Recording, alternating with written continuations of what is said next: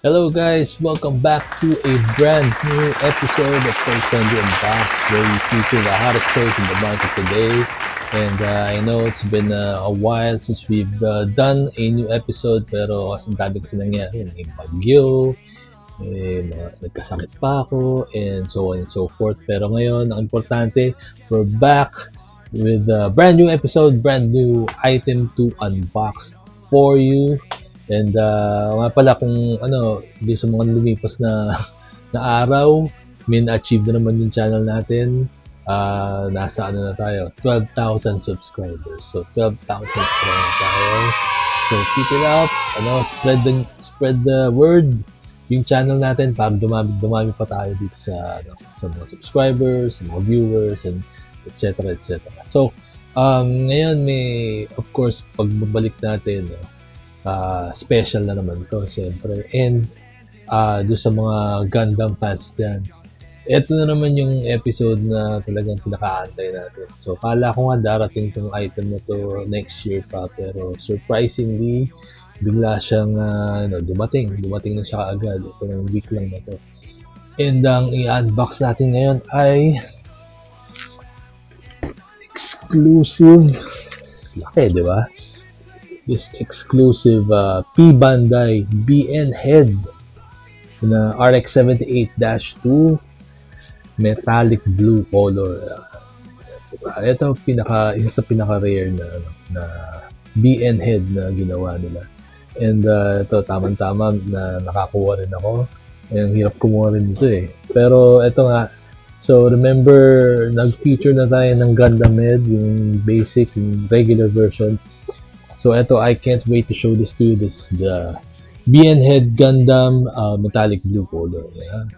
So before anything else, please like, comment, subscribe to our channel, and don't forget to hit that notification bell for announcements of future unboxing episodes and other fun stuff. And also stay tuned for promo sa susunod para magkaroon naman tayo ng mga prizes for our loyal subscribers for getting us into the 12,000 subscriber mark.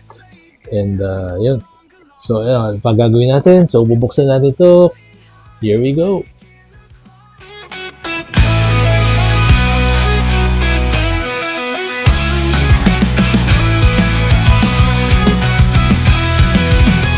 I was just a shadow in the crowd, lost in the noise, barely making a sound. Then you came along, bright as the dawn, turned my world around. Now I'm reborn. Every look, every touch, it's a spark. You lit the fire deep in my heart. I'm breaking free.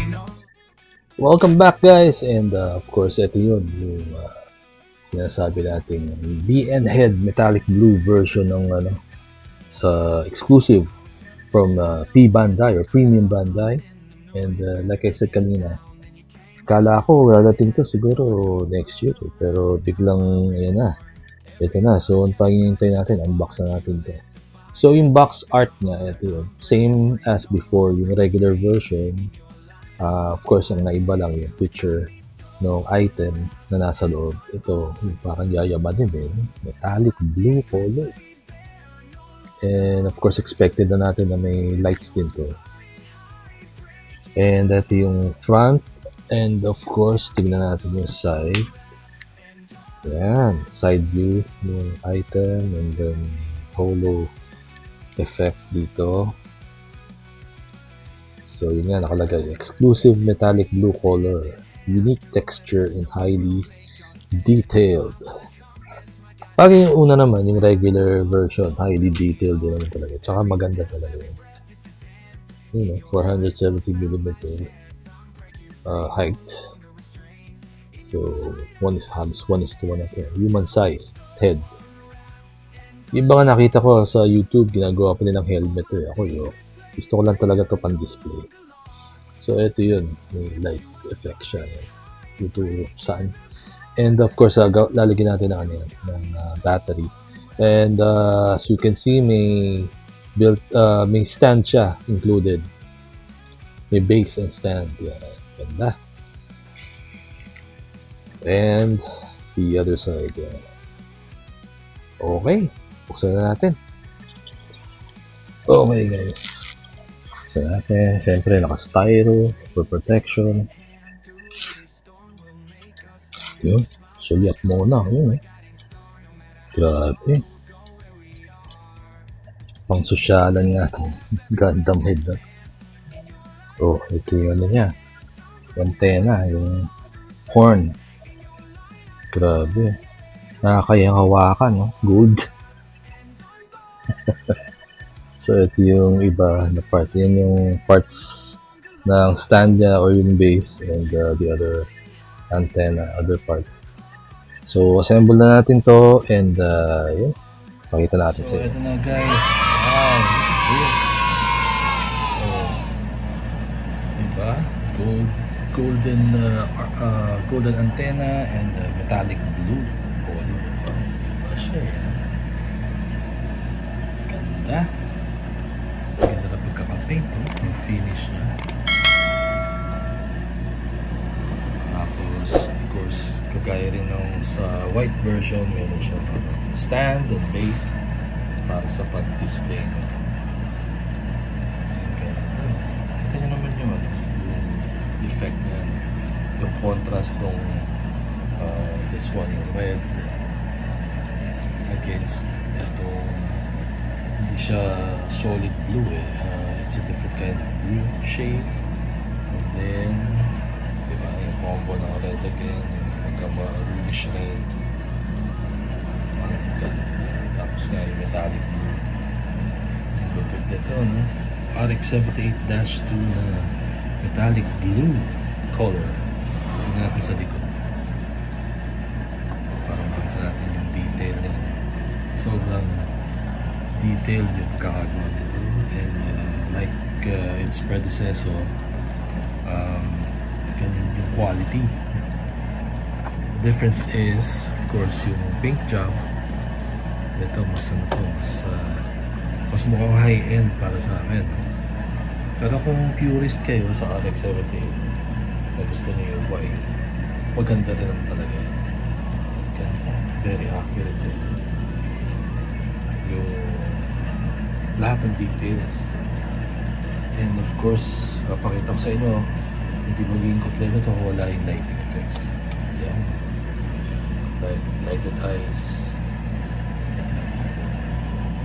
Patayin natin yung ilaw mamaya-maya para makita yung full effect ng eyes. And ito sa top part. Yan.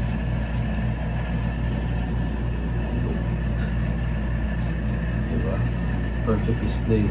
Ngayon, ang hinahanap ko yung ano eh, yung decal. Ito sa regular version, meron siya decal na pwede mo i-customize ticket dito din sa head para mas additional details pa. Pero for this one,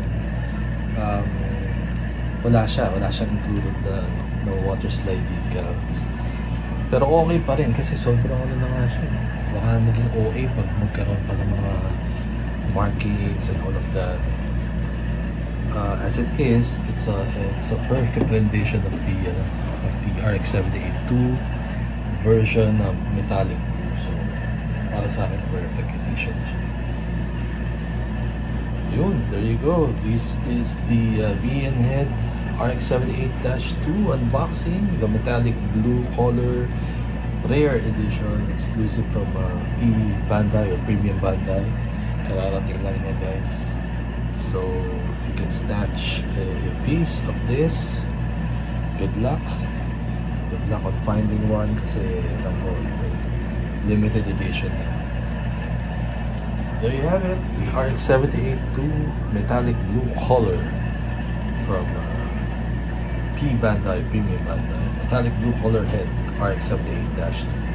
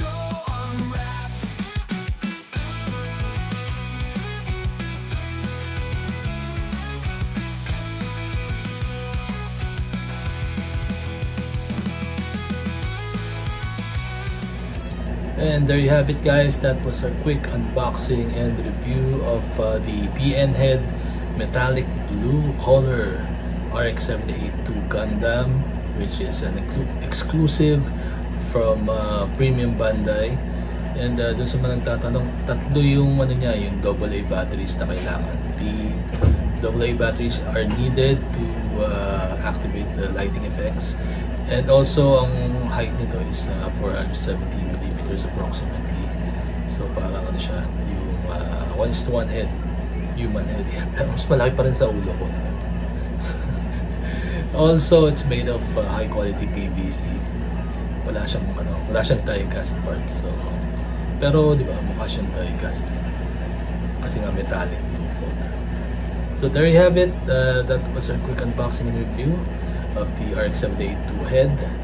And don't forget to subscribe to our channel. Don't forget to hit that notification bell for announcements of future unboxing episodes and other fun stuff. And also, if you want to purchase toys like these, please do visit our Facebook page, www.facebook.com/toyfriendly. And again, thank you so much for watching, and I'll see you in the next unboxing episode.